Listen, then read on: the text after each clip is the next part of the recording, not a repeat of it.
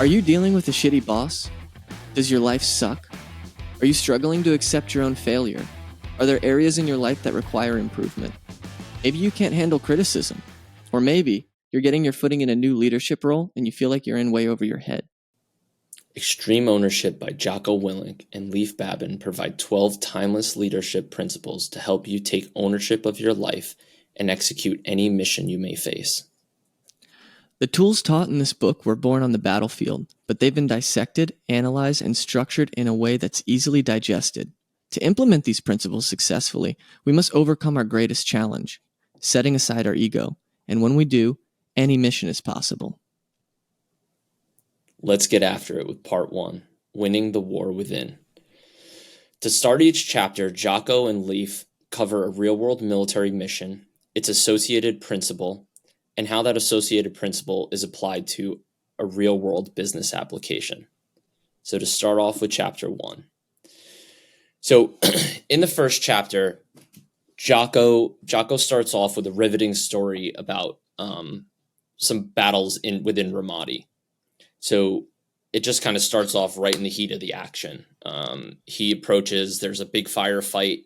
He approaches one of his SEALs or Marine elements and says there's some terrorist like fighting like hell inside of a building, and that they shot one of the Iraqi advisors they were training with. So one of their guys is dead, and they're putting up a huge firefight, and they're about to call in like a military strike.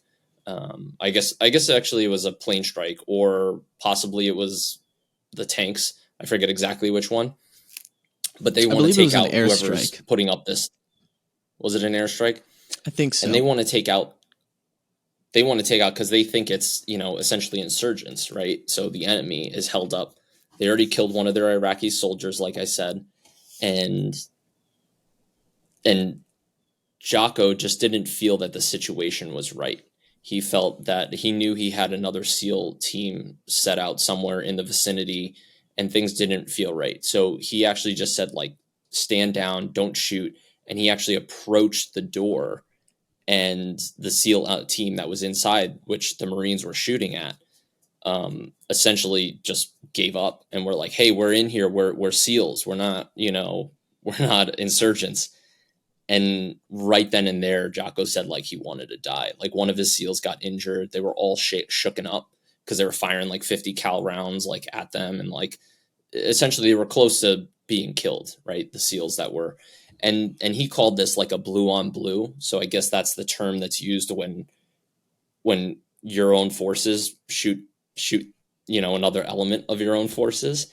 And this just really isn't good, right? Because like, if you're fighting and you get shot at by, let's say, an insurgent or in battle, you can at least say, hey, we followed procedure, stuff did not go right, and accidents, and not even accidents, but that's the nature of warfare. But what should never happen is you should never take a casualty from one of your own guys. You always have to positively ID. So there was just like a list of mistakes that happened, and many different members of the SEAL team made mistakes, right? So some of the mistakes that include like a rogue Iraqi element entered the sniper team. So the sniper team was the one that was held up in the building, which they originally thought were terrorists or insurgents. And a rogue Iraqi element actually went into that building, not realize, like they didn't stay in their territory of operation. And when the Iraqi soldier went into the building, the SEAL, I guess, who was on patrol, shot and killed the Iraqi soldier, just thinking it was a terrorist, an insurgent. So that SEAL didn't positively ID that it was a friendly, right? So that was a mistake. Another mistake was that the radio man should have passed on their position sooner. Another person took leadership in saying, hey, should have been in charge of the Iraqi clearance team and should have controlled the Iraqi soldiers better. This should have never happened. That Iraqi soldier should have never went into that building to begin with, and they should have stayed in their sector. But despite all these like failures, they had a mission debrief, right? I think the mission went successfully after that, but when they came back, they have a mission debrief, and every single mission that the SEALs do, they have this debrief. And when they heard about the blue on blue, Jocko's superiors wanted to come to the meeting to see who to hold responsible for this, because an Iraqi soldier died, and it was due to a friendly fire situation. So in the room, a bunch of soldiers spoke up, and Jocko gives a debrief. He's like, whose fault was this? Like, why did this happen? Whose mistake was this? And then a bunch of his SEAL, his subordinates stood up and said what they did wrong. And he's like, no, that's not it. That's not it. To each one of those SEALs that stood up and was trying to take ownership. And he said, at the end of the day, I'm the leader. I commanded this mission. And if you guys didn't do what you were supposed to do, that falls on me, and I take ownership of it. And we're going to have better mission planning so that a mistake like this does not happen again, even though it's very chaotic in an urban warfare environment, which is kind of what they say. So despite that there were some individual maybe mistakes or mishaps within the team, he took ownership because he should have better communicated to the entire team the mission and the steps and the procedures. And by doing so, his superiors, instead of firing him, they keep him as a commander of the SEAL team. And, they go on to essentially lead some pretty big soldiers, like very famous soldiers. I think a couple of guys on their team won the Medal of Honors. One of their guys was the famous American sniper, Chris Kyle. So, and he's very famous. There was a movie about him and everything. I think he has the most confirmed sniper kills in U.S. military history. So they were a very decorated and successful SEAL team within Iraq. And I think just to start off the chapter, start off everything about this book is extreme ownership. All the other principles are important, but the one thing you should remember from this book is take ownership. Take complete ownership. Don't blame other people. Like, if something doesn't go right in your world of influence, what you should have been controlling, you have to look to yourself, right? Things should have been better communicated. What could you have done wrong?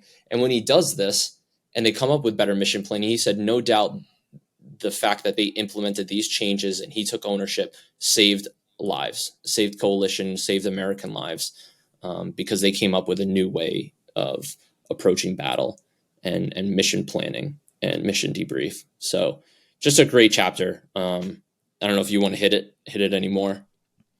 Maybe some of the business application. Not for the summary. I think that was great. I think the biggest takeaway for this chapter is when people hear of extreme ownership, and I think if you're ever in a leadership position, when I was in high school, I did ROTC. So some of these applications of being responsible for your whole company or battalion is pretty familiar to me. And I think a lot of people, when you hear something went wrong and you're in a leadership position and it's your job to take ownership of that, they think that they're just supposed to accept the blame for everything that happened. And that's not really what this chapter is getting at, although that is the end result of it. But the process of accepting responsibility for all of the shortcomings is to be more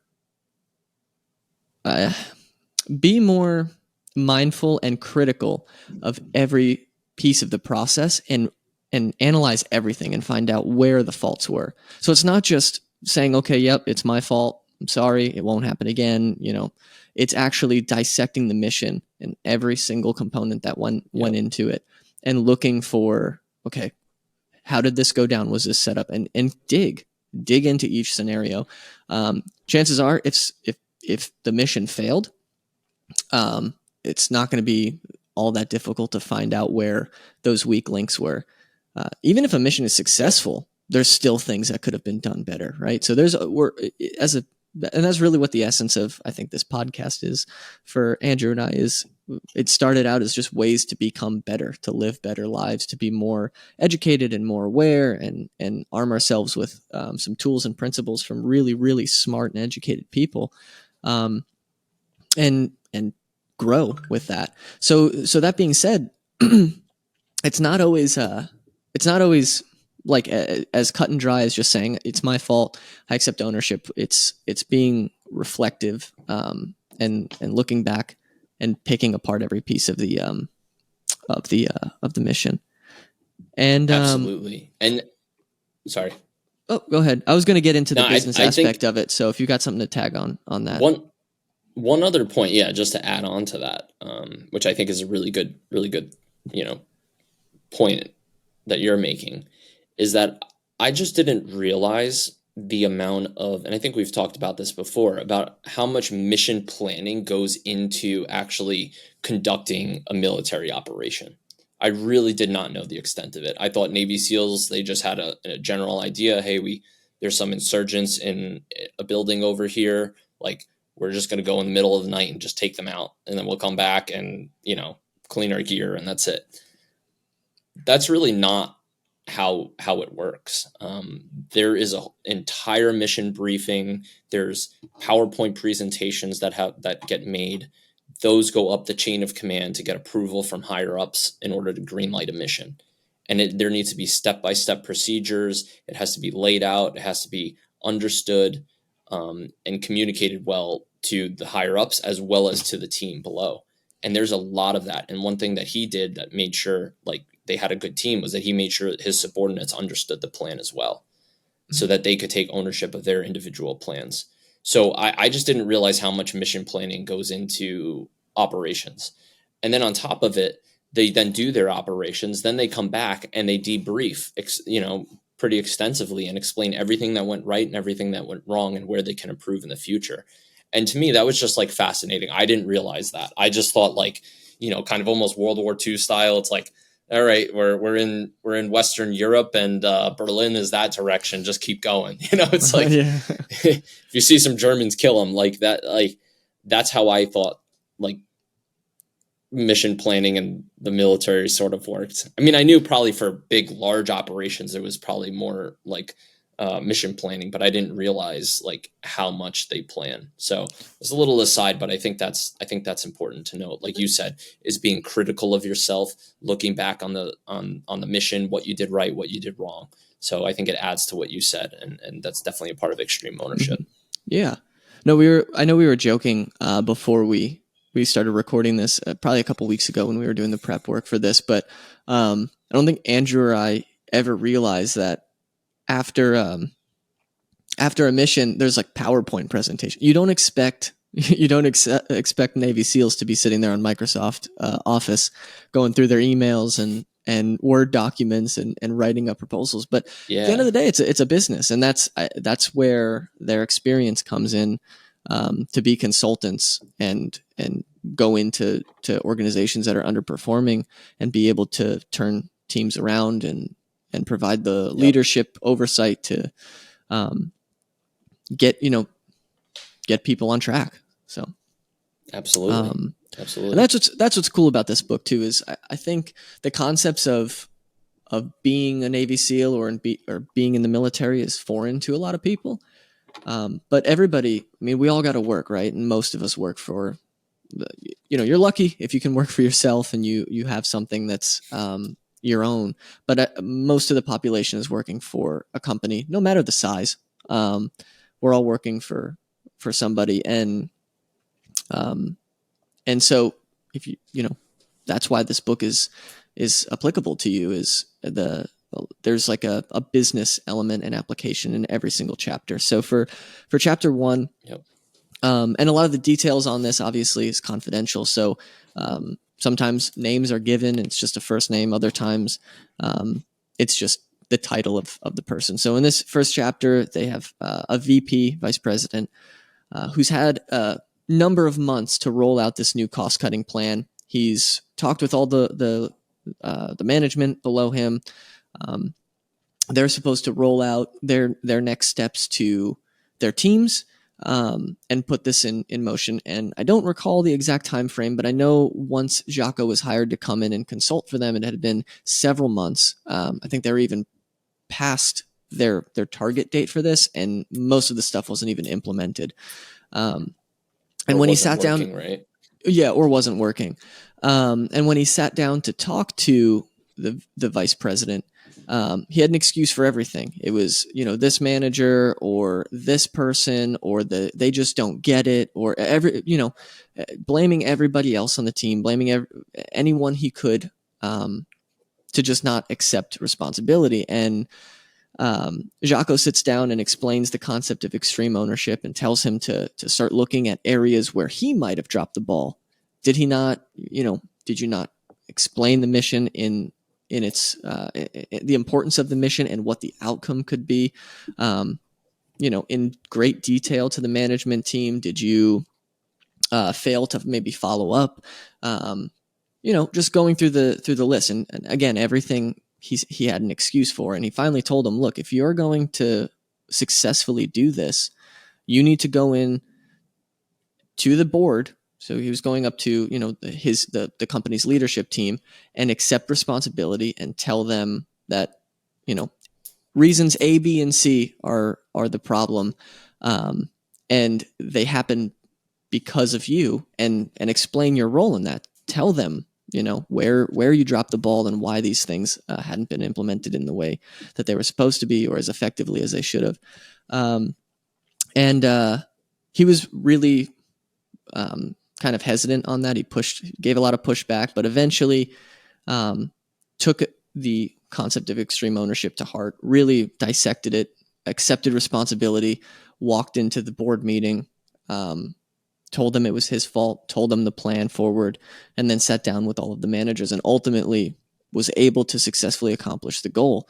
But the point is it started with him. It started with him setting his ego aside, going into an uncomfortable situation and accepting responsibility for all the failures when that's not what he wanted to do. And then laying out a plan, saying, hey, this didn't happen because of this, and this was my role in this happening, and here's what I'm going to do now to turn things around. So that's my summary on it. So I'll let you add anything. No, I think you hit it on the head. I mean, he originally wanted to go into this VP wanted to go into the board meeting and essentially say that here are the list of reasons why it's not working, and essentially pass blame on other people. But Jocko convinced him otherwise and said that's not extreme ownership, and that's not how you're actually going to implement good change. And in fact, eventually the board might have just lost faith in him and maybe fired him. But instead, he said, no, you know what? Fine. He finally bought into this extreme ownership idea. It took a while. And in doing so, instead of placing blame on other people, he was going to take ownership and then come up with a list of corrective actions that were manageable and could be comprehended and be checked upon. And those lists of corrective actions were brought to the board. He discussed them, explained them, fielded the board's question. The board was happy, and he actually implemented these plans and helped turn around the company. Mm-hmm. So it's cool. You don't realize how much of an impact you have as a leader. And I know Andrew and I have conversations like this all the time, off the podcast, just about what type of leader you want to be and what type of managers you have and your experiences with them. And it's a big deal. Like your ability to accept responsibility for things and your impact with the relationships that you have with people who are direct reports to you is it's really affected by that. And I think that's kind of a nice segue into chapter 2, where he talks about there's no bad teams, just bad leaders. So I don't know, how you want to do the summary on this, or do you? Sure. How are you feeling?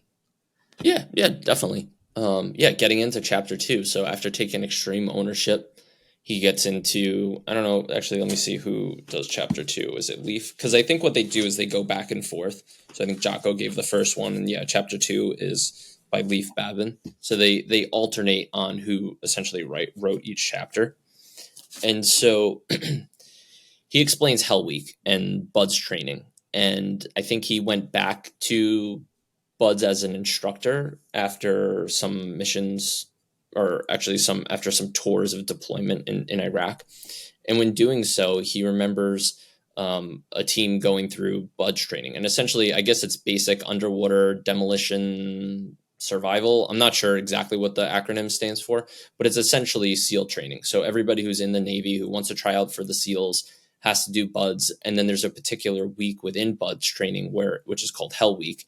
And that's when they're just put through their paces, right? For like an entire week, they get like 5 hours worth of sleep, and all they're doing is just like PT exercises, getting in the mud, going into the water, the freezing cold water, carrying boats around, and they all have to work as a team, right? So in one of these assignments, they're essentially with a boat crew, right? It's like, I think 4 or 5 guys on a boat, and they have to paddle, right? It's like one of those old, like World War II inflatable boats.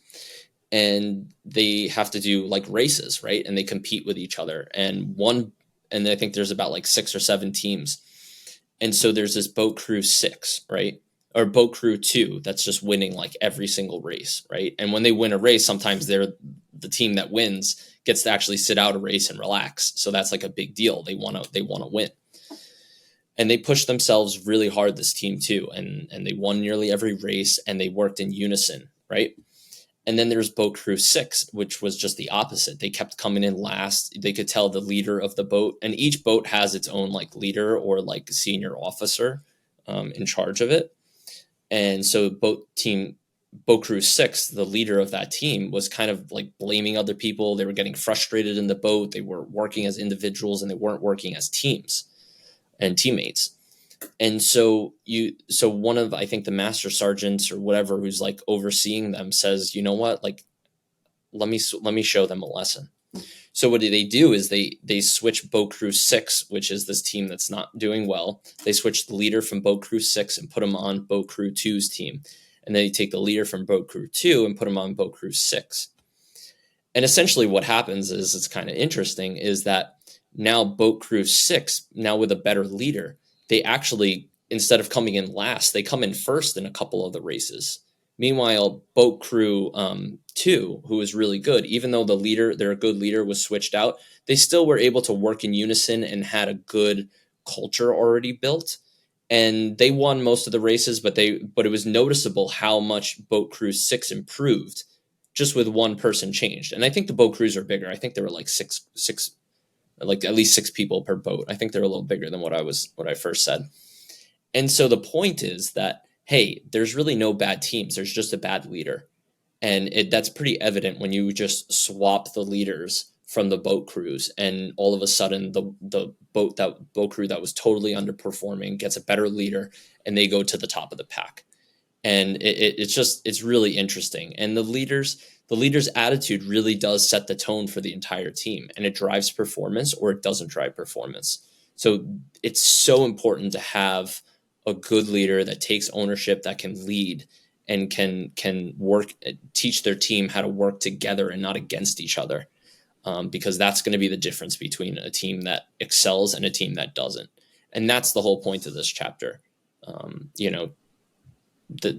Leaders can't be satisfied. They must always strive to improve, and they must build that mindset into the rest of their team.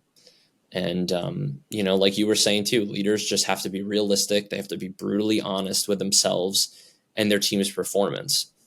You need to face your weaknesses, and it really starts with the individual and it spreads to the team. So if you have a good leader, the rest of the team will be a good team. All these guys want to be there, right? If you hire somebody like in your company, if somebody comes in, like, they should already be a good candidate. And if they're not, they shouldn't be there. Mm-hmm. So if everybody's already has a pretty decent level of competence, they all willing to work, they're all willing to put in the time, then it's really the differentiator between whether your team succeeds or not is the leader. You can't look anywhere else. So I just thought that was a really fascinating story, kind of military application. Mm-hmm. It's cool because, and I know we just literally had this conversation a few days ago. We were talking about how sometimes the top performers, people who are incredibly talented at the day-to-day, so whatever, just to give some sort of basis to anybody who's listening to this as like an example. I mean, maybe you're a software engineer, or you're, I don't know, finance, in a financial role, like as an analyst or something, right? Or in sales, if you're like out doing sales and you're on, taking meetings and building a client book and all that. You could be the top performer, the best on whatever team you're a part of.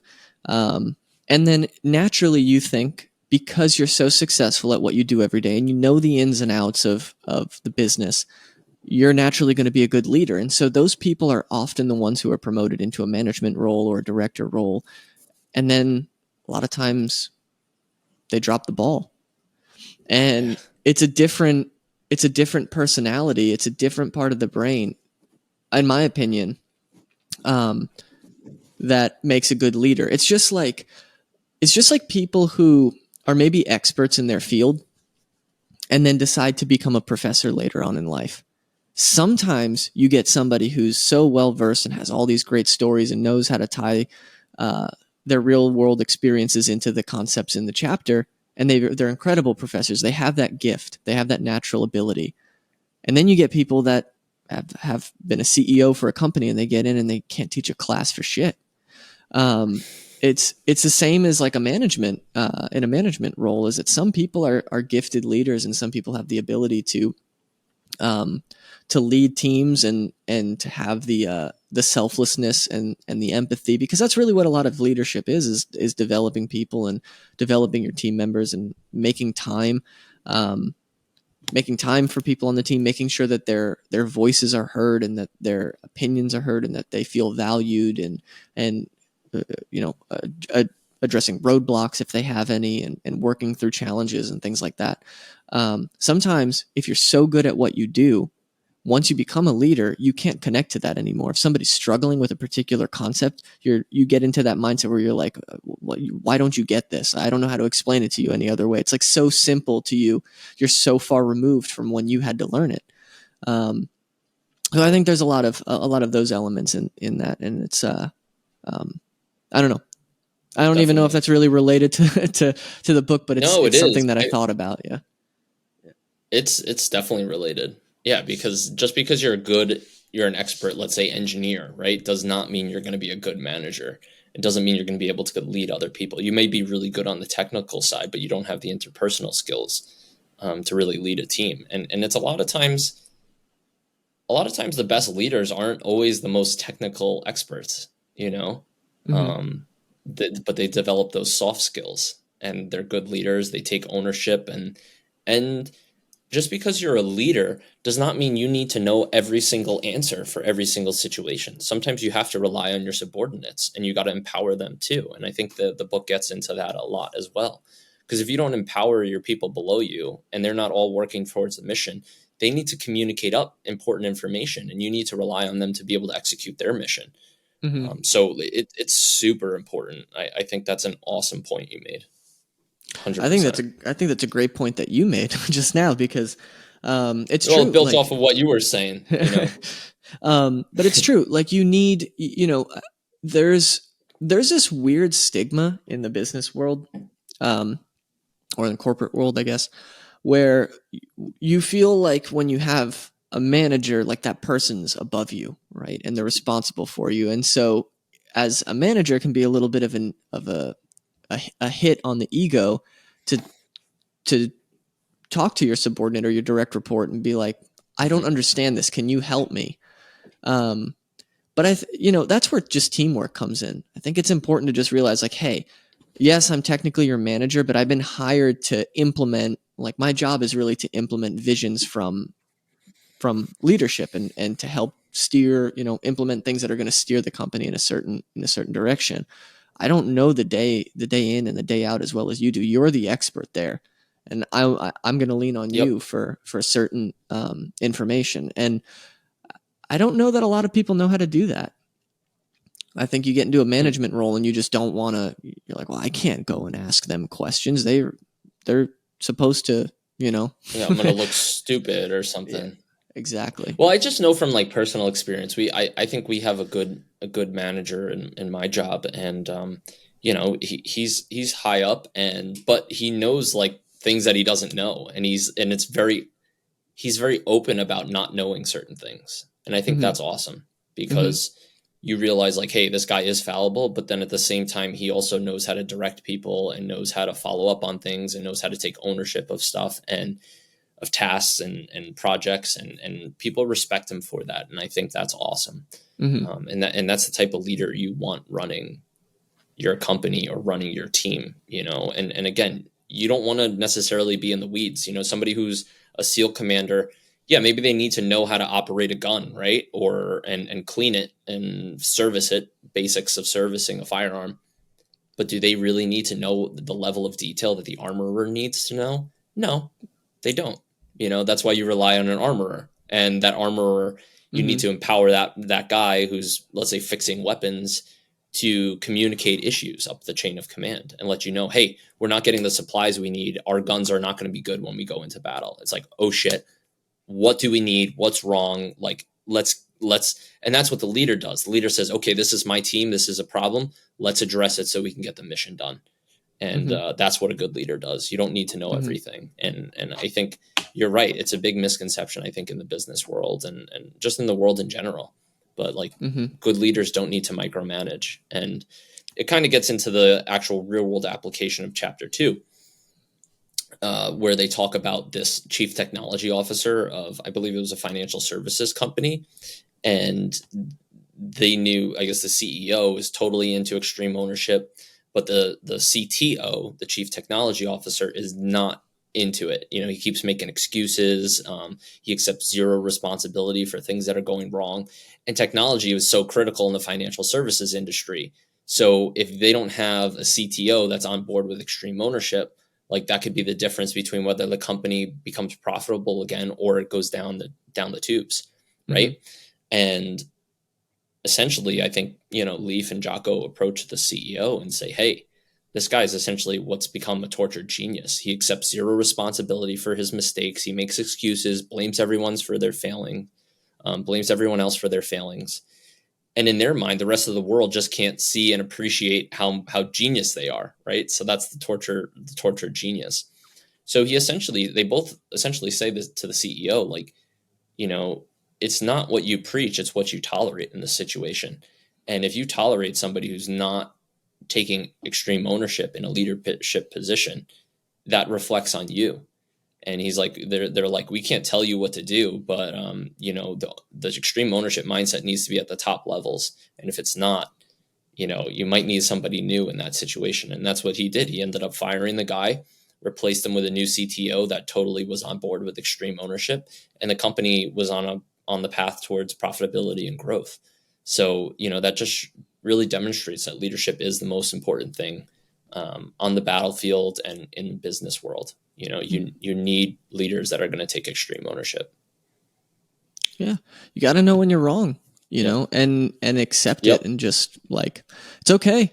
No one is perfect. Everybody's got their issues. Everybody's gonna make mistakes. Mm-hmm. And the thing is, like one of the most eye-opening, I guess, I don't know, one of the most comforting things to me that I found through just, I guess, life experiences and also reading books, self-help books and things like this, um, things like extreme ownership, is when you do make mistakes, it's often going to be one, especially if it's a big mistake, it's likely going to be Mm-hmm. a big learning lesson. And so you can kind of find some comfort in that. Like, yeah, you know what, this sucks and it feels really bad that I fucked up, and no one's telling you to be happy about it, but you can once you accept it, you can start to kind of process the situation by knowing, like, I'm going to be a better person for this, or I'm going to be a better leader for this, or I'm going to be a better friend Yeah. because of this. And your life is going to be better. Like, it's not, um, I don't know. In a lot of ways, it's like growing pains, Yeah. right? So, Absolutely. Absolutely. Yeah. No, and it sucks, like when you're wrong or you make a serious mistake, or but and it's so easy, and I can't sit here and stand on my, mountaintop and say that I've never done that, and it's really hard to take extreme ownership for things. It's not, it's a very simple concept, but when it's a real world situation and you feel like something didn't go right for you or the situation got fucked up around you, it's so easy to just be like, hey, that it's because of this person or it's that person, or, I'm messed up because of my parents and they treated me this way. And it's just like, you need to stop that mindset right then and there, because as soon as you keep blaming people for things and don't take ownership of your life and how you react to situations, if you don't do that, you're never going to improve. You're never going to get better. And once you start doing that and figure out what you're doing wrong, you can live a much better life, and it's not to sugarcoat the fact that it's extremely hard to do this, even though the concept is simple. And but it's well worth it, I believe. And I think you do learn a lot, and sometimes it's a hard pill to swallow. I mean, I've just been thinking about things in my life that I'm not maybe taking ownership of, or I should be doing better, and it's hard to like admit it. It really is. But I think it's super important. And sometimes if it really hurts, it really hurts your ego and you're really upset by like a situation, dig into that. Why are you really upset? And try to take some ownership for that and say, hey, look, let me, like, when something makes you feel uncomfortable, that's actually a good thing. It's an indication that, hey, it's something I need to address. It's something I need to dig a little deeper in, and it's one of the hardest things to do, actually, I think. So, it's extremely hard. Concept is easy, but application's hard. Yeah. Oh, it's incredibly tough. Have you seen the Jocko's YouTube video? I think it's called like Good. But it's basically what you're saying, right? Like it's getting into that, especially when you you really fucked up. I haven't seen that in a while. But that's essentially like what it is. Like you're so overwhelmed, you're really, really overwhelmed with resent or regret or embarrassment or shame or whatever. And then it's just like telling yourself like, good, now what? Like, what are you going to do with this? Yeah.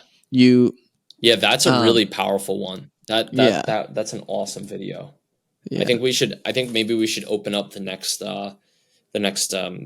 chapter, or the when we cover part 2. Next part, yeah. We should open up with that. He even says that one's an incredible video. I think it's in chapter 3. It's either chapter 3 or chapter 4. I don't remember, but I remember him saying it in the book. Like there was one of the SEALs that came up to him and said, if we train these Iraqi soldiers, they may take this mission away from us. And he's like, good, we'll get you another one. Like it's just that yep, it's exactly. Yeah, it's just that mindset of how to process. Anyways, I'll let you kick chapter 3 off too. So sure. All right. So getting into chapter 3. So chapter 3 is believe. That's the concept and the principle. So Task Unit Bruiser, which is their SEAL unit, was charged by their higher ups of getting Iraqi soldiers equipped, organized, and most importantly, trained to fight the insurgents. And at first, I think Jocko was like, what the hell? Like, we don't want to fight side by side with these Iraqi like soldiers that are ragtag. They're dangerous. They don't understand orders. A lot of times in the face of battle, they run away and don't support each other and don't support the team. There were situations where they said like an Iraqi soldier was just shooting back over his shoulder while they were running away. Meanwhile, like his own comrades and like SEAL unit were like in front of them. So he was literally shooting like bullets towards the backs of his own guys. So like these guys were dangerous and they did not want to take them on missions. But he had to step back and say, all right, let me look at this. Why the heck is my commanding officers asking me to do this? What is the strategic mission here? And like you said, I think you were getting into it. It's hey, we want to make sure that who's gonna fight these missions when we're gone. Are we going to be fighting this for the next generation, this war? We need to train the locals to be able to protect and fight for their land and keep order and structure in their own country. So they don't want to be there forever. And then Jocko goes to, I think, some of his subordinates and tells them the plan, and the rest of his SEALs. And I think, like you said, one of the SEALs was like, oh, no, that's not in this situation. But one of the SEALs, actually a lot of the SEALs were like, no, this is total bullshit. Like, why do we want? And then he approaches and he says, look, like, do you want your kids fighting in this war? He's like, if not, like, we need to train these people. So that's the thing. Sometimes you need to develop situational awareness. You need to believe in the mission, right? And once he explained the mission's purpose and the goal, and could explain that to his team, eventually they all came on board as well and said, you know what, you're right. So you need to believe in your mission. And that's another thing I didn't understand about the military. I thought a lot of times the military was just, hey, this is the mission, shut your mouth, you're doing it. I don't care if you believe in it or not. Like, this is what you're doing. This is what your commanding officer says. But that's really not the case. And that wasn't Jocko's mindset when he was leading his teams. It was, no, I need my team on board and I need them to believe in the mission. Otherwise it's not going to be successful. And everybody's goals need to be in alignment. So just really kind of just an interesting chapter, not what I was expecting from the military. Mm-hmm. Yeah. I like the business application to this one as well, because I think this is applicable to anybody. The essence to this is essentially there's no stupid questions, right? And I know everybody's always worried about how you look and how people will perceive you, and sometimes you have a question, and there could be 15 people in the room, and everybody thinks it's stupid. It's a stupid question. No one speaks up, right? Yeah. So nobody addresses it, and then it goes out the window. I'm going through this like kind of at work in a personal note, which is interesting. Do you want to share before we get into it, or a little? Sure. Or? Yeah. Yeah. Why not? We'll just get into it. Well, you know what? How about you go over this, and then I can get into a little bit of my story. Okay. All right. Given the business application, it'll be better. Sounds good. So essentially, there's a CEO of this company, and she believes that she has a great relationship with all of her managers. She claims to have an open door policy, and if anyone has any questions or concerns, or they don't understand something, she'd be the first to know about it. So Jocko comes in and he starts talking to the, and actually I should back up a little bit too, because I didn't explain, sorry, I didn't explain what changes were going on in the company. So she's a CEO. She's working to revamp the sales compensation structure plan. And essentially, on paper and by design, what the new compensation plan will do is like reduce the compensation for underperformers.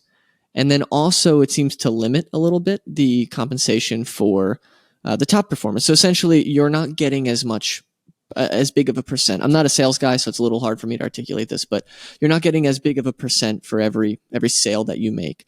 So they're cutting that margin that kickback that they give down. So when Jocko steps into this room with all these managers, they are up in arms because they think they don't understand the mission, A, and then B, they think that if they do implement this, it's going to entice all of their sales force to go to other corporations. Other competitors are going to be able to offer them, probably equivalent salaries, and then even, their percent of what they make for bringing in their compensation is going to be far more competitive than what they're offering. And so that's the problem at hand, is that there's this new compensation plan, and the implementation is not going well, and the CEO doesn't understand why. So now you have a sales team or a management team for the sales department that doesn't really understand, and they think that it's going to push their best people out. And you have a CEO that thinks that she has an open door policy and great communication and great relationships with the manager, and surely she would know if there was any issues or any questions. And so he steps in, and after talking with them, he talks to the management team and goes, why haven't you brought this up, and they were all afraid to look stupid. They didn't want to go to the CEO and say, we don't understand what you're doing. Some of them were also fearful, like they don't want to confront or put their jobs in jeopardy because they don't believe or they don't really support the changes that the company's making. And when you tie this back into the main mission, I hope I'm explaining this well. I feel like I'm going all over the place, but I'm trying to break it down as best I can. Going back a little bit to the mission, a leader and a team can't fully like take ownership and implement something and put their in the battlefield. It would be putting their life on the line and taking risks if they don't fully understand the point of the mission and what these changes and what their day-to-day their day-to-day changes are going to do for the big picture. So when he finally sits down and he has this conversation with both the management team and the CEO comes in the next morning into the meeting before Jocko speaks and says, I realize that a lot of you don't understand what I'm doing and you question this. I don't know why this wasn't brought up before, but for clarification, this is why I'm doing this. And her goal was, if we're able to reduce the amount of compensation that we give to you as a percent, then the company's profit margins go up, and they can then apply those profit margins, those extra savings, to reducing the costs. So they don't have to take, if they're charging $100 for whatever it is, now they can charge $75. So they're reducing the price of the product. And that in turn will be more attractive on the market and increase the sales volume. And then everybody gets it. They're like, okay, now we understand, like, even though I'm not getting as big of a percent because of the price of the product is more marketable and it's more attractive, we'll sell more. And honestly, our compensation and overall kickbacks will go up. Doesn't really help the bottom performers, people that weren't performing well. And that was actually her intention. Once she made that clear and she clarified everything, all was good. So it goes back to just not being afraid to ask questions. If you don't understand something, if something doesn't make complete sense to you, speak up, talk to your manager, talk to your whoever it is, your director, and don't be afraid, because I guess the risk of not doing that, or the cost of not doing that, is going to be not being able to implement it completely on your side. And the results of what that's trying to do, your team and your performance is going to suffer as the organization starts to change and move into a different direction.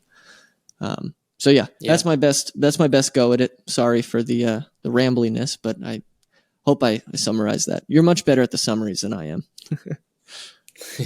No worries. I mean, no, I think you did a good job. I mean, the reality is, like, the CEO came up with this new incentive plan. The sales force, the managers of the sales team were like, what the hell? This is gonna kill our sales force, and our sales force is what drives our business, right? But the CEO obviously didn't communicate well to the managers why the plan was being implemented in the bigger picture. So the managers were all upset.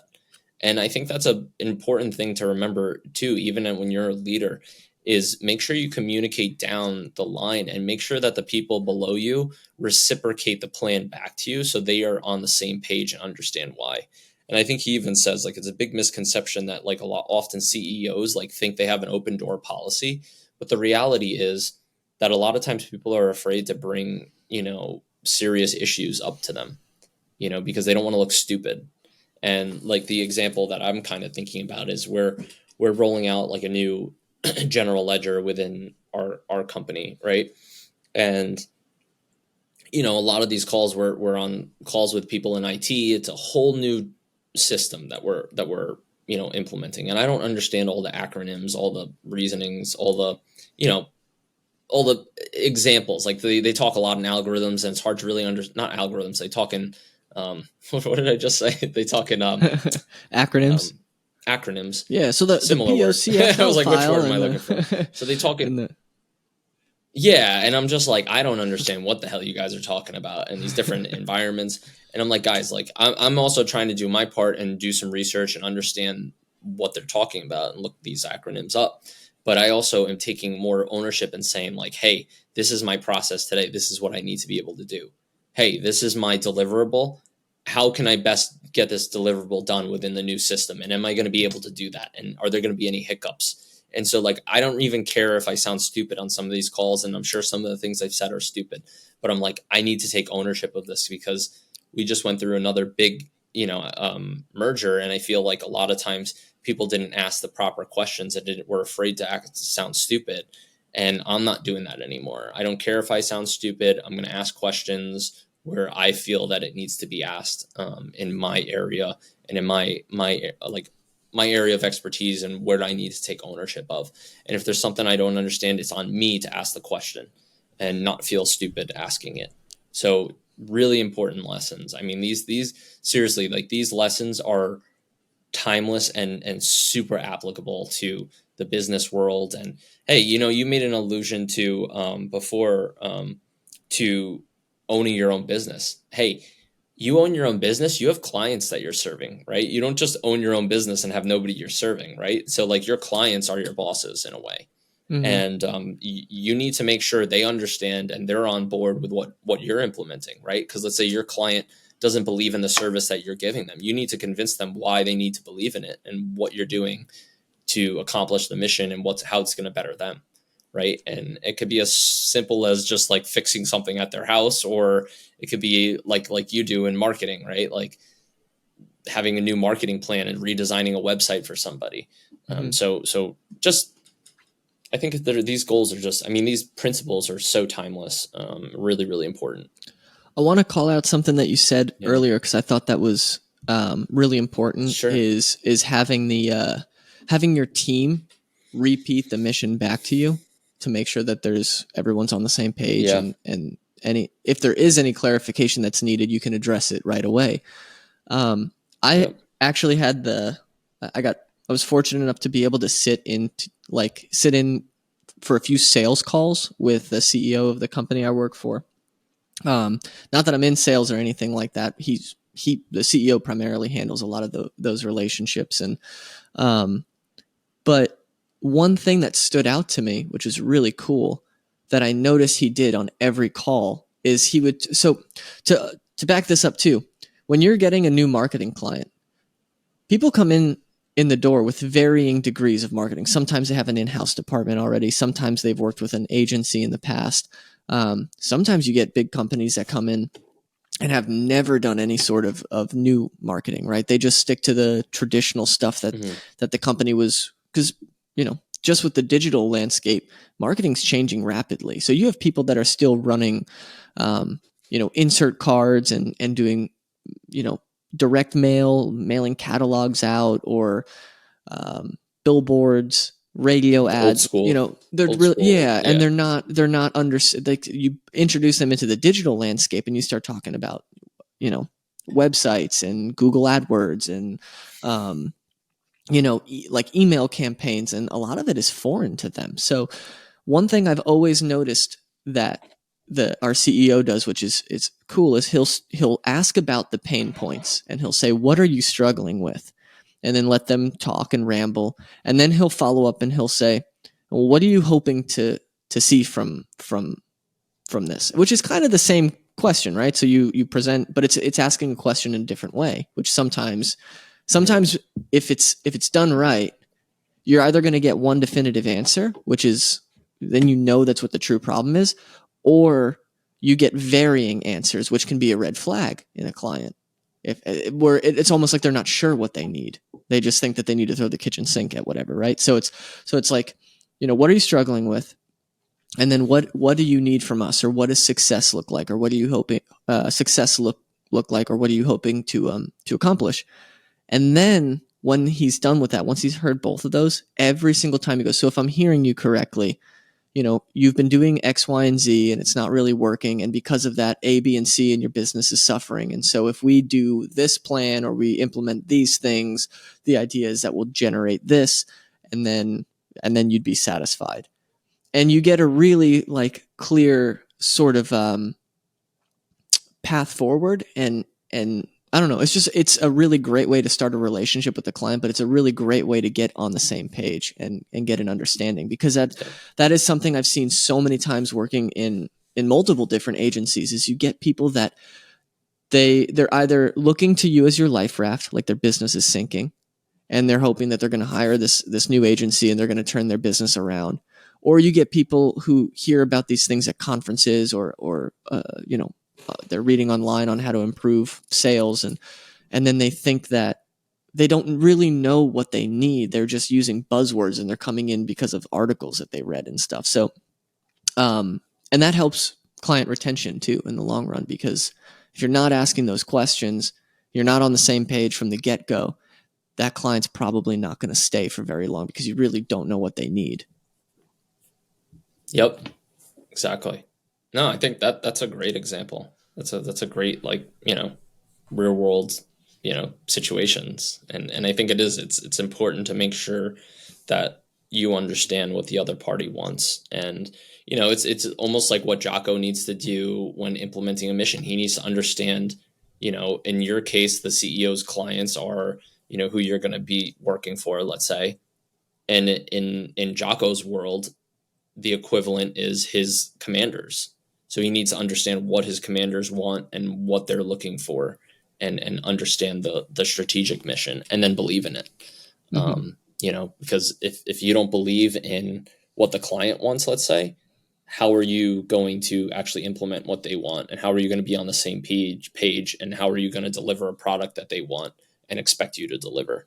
And nobody's going to be happy. And then if you don't know what's expected of you from the client, then your team and this, your CEOs and people like you that are working on the accounts aren't going to know what the client wants, and you're not going to have a successful mission. So Mm-hmm. you need to just believe in it, like, through and through, and you need to know what the expectations are.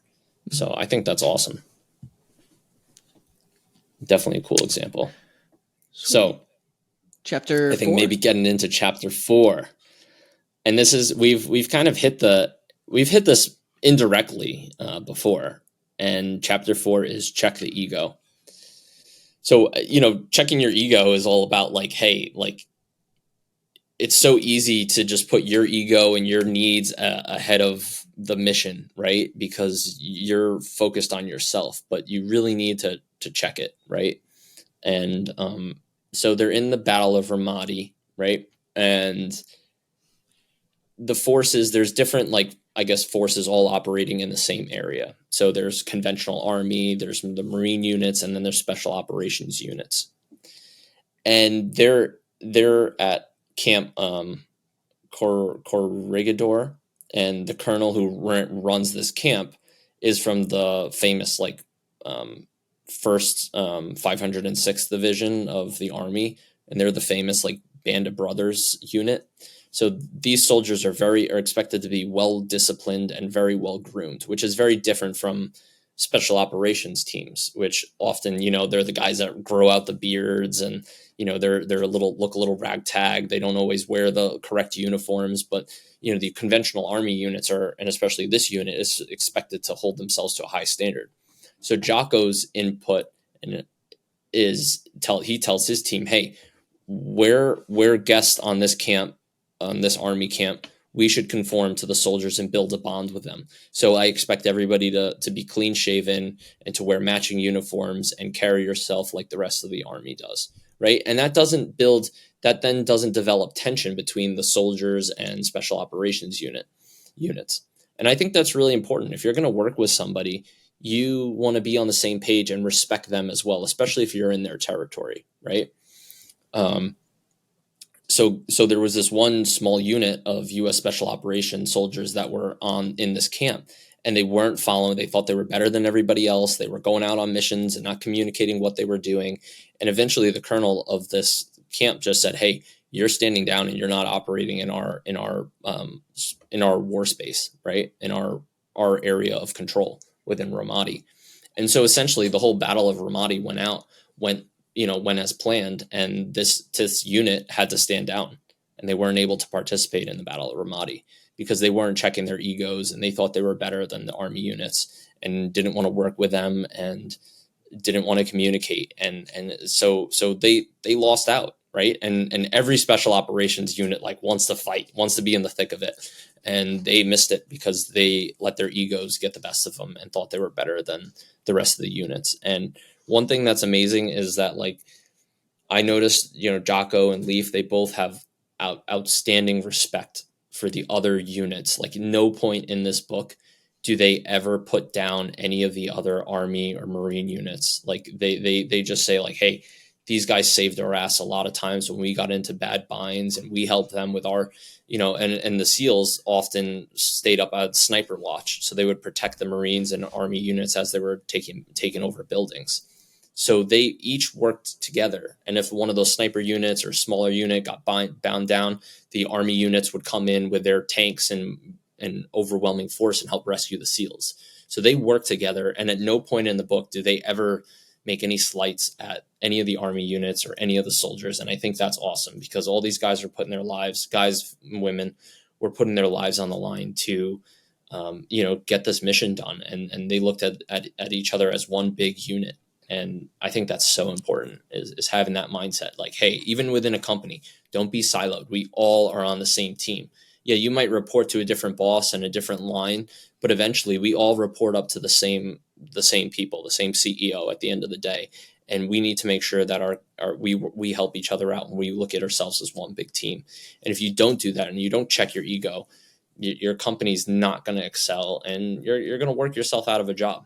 And that's what the SEAL team did, or the special operations unit did, that didn't want to work and communicate with the Army unit. So, just sad for them that they missed out on it. Mm-hmm. Yeah, and then getting into like the business application. Yeah. Sweet. Yeah. Go ahead. No, go ahead. You want to add something? No. Yeah, and then just to get into the business application. I mean, I know I'm just. What? Sorry, I think there's a delay. That's what's going on. No, just. Oh, okay. Yeah. Just get into it. Yeah. All right. So this guy Gary is running this company, and his drilling superintendent didn't follow protocol, and they essentially had to like shut down operations because he like switched out a drill or something along those lines, and it ended up like pushing production back several days. And the superintendent was really good. He is a really good drilling superintendent. He's very smart, but he didn't follow procedure.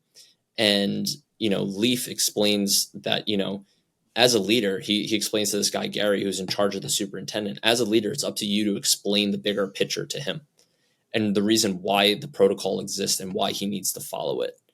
And so Gary doesn't really want to take blame, but eventually he just gets on board. He's like, all right, you're right. So he needs to take the blame and confront his drilling superintendent and essentially approach him and say, hey, look, I didn't do my job because obviously you didn't understand why the protocol exists and why it needs to be implemented. So that's my bad. But the reason it exists is because of this, this, and this. And, if you don't follow the protocol, we're going to be back 2 days and it's going to cost the company $1 million, whatever it is. This is why you need to follow the protocol, even if you thought it was stupid at that moment. And that's what a leader needs to do. They need to almost set their ego aside, take some blame while confronting. Because if he just goes to the drilling superintendent and says, you were wrong, you didn't follow protocol, you idiot, blah, blah, blah, and chews him out, that superintendent's not going to block out everything he says. He's not going to listen to him. And he's going to be more confrontational. But if you approach him and say, hey, look, I screwed up because you didn't understand why the protocol's there and why it exists and why you need to follow it. And remember, it's not about you, it's about the mission. And that's what's so critical about this. It's about the mission. It's not about you. Set your ego aside and figure out how to best get the mission done. Yeah, definitely. Another really just check to your add, ego. Yeah, another really interesting, just quick note to add to that is that I thought was interesting when I read this, was the superintendent that. So there's Gary and then the superintendent. The superintendent had been doing this drilling, whatever his job was as a superintendent and handling these construction sites and stuff. Like he had been doing that for years. And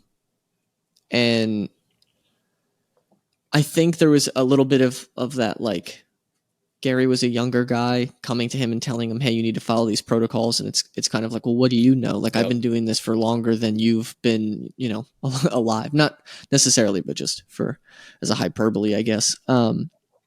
And so I think that goes back to what we were talking about in chapter 2, where it's putting your ego aside and also showing value. Like, hey, I know you've been doing this a long time and you have way more experience. You'll know more about this than I'll ever know, likely. But and then kind of addressing it. Like, if you're in a position where you need to criticize somebody or you need to develop them, like like I said, that's really what being a manager is developing them. The easiest way to do that is to always like show your appreciation for somebody and always show your value or their value and why you value them. And I think when you do that, when you prop people up a little bit and you let them know, like, hey, we value you. We know you have more experience than me. We know that you're in the day-to-day doing this and we're not. This is why we need you. We need you because you have insight that we'll never have. But this is what we're trying to do as a company. So I'm trying to work with you to figure out how we can steer this thing in that direction. So yeah, I thought it tied in nicely with chapter 2. Absolutely. Yeah, those are good points to the chapter and a little bit better background about the situation. And yeah, again, like we said, sometimes the manager doesn't always understand the details that the person who's doing the day-to-day job does. But it's also the manager's responsibility to understand the bigger plan and communicate that plan down and take ownership for it. And when you approach somebody that way and say, hey, I know you have a lot of skill. You're really good at this, this, and this. But what you did here wasn't good for the plan. And it's my fault that you didn't understand it. But I want you to know, like, I'm taking ownership of that. You don't have to say that directly, but it's my fault that you didn't understand that. But let me explain why this is here. And I really need you to follow it. And here's the reason why. And I need you to believe it. And I'm going to check my ego in the process. So just, like I said, all of these concepts are just really, really good. I mean, from just the idea of extreme ownership, taking ownership of everything in your life, right? Some things are going to be, quote unquote, out of your control. There's going to be things that happen to you that you can't control, but you can control how you react to them. And you can take ownership for things that go wrong and how you participated in what went wrong and how you can change it. No bad teams, only bad leaders. That is pretty evident in the boat crew example. If you have a bad team, it's probably because you have a bad leader. And think about that even when you're thinking about your own company. If there's things that aren't going well, or you have a team that's not working well, you probably have a bad leader on that team, or you probably have bad leaders above you leading the company. Believe in the mission. It's important that if you don't understand why you're doing what you're doing, you need to speak up. And then as a leader, you need to make sure that your subordinates understand what you're doing and why you're doing it. So communicate those things. It's really important. And then just check your ego. Like, put your ego aside when the mission is what should come first and foremost, and set your ego aside. And I think these are just awesome concepts. So I'm glad we covered part 1. I think part 1 was winning the war. Hold on, let me get this right before I tell you the wrong thing. So part 1, winning the war within. So that's essentially what this is focusing on yourself and winning the war with what you bring to the table. And then the next part we're going to cover is part 2, the laws of combat. And those chapters include cover and move, simple, keep things simple, very important. We tend to make things all more complicated than they need to be, prioritize and execute, and then decentralized command. So I enjoyed covering this chapter, this part of the book today. And I think that, again, this isn't the first time I've read this book either as well. I read it a number of years ago, and now I'm rereading it again. And I mean, just taking notes, and like, I've just picked up more stuff, and it's just reiterated. And it was a great refresher to actually cover again. So I'm happy we're doing this. Me too. Yeah, man. It's been a lot of fun. Yeah. So, Yeah. Awesome. all right. Have a Cool. good I night. can't wait for the next episode. All right. Good night, guys.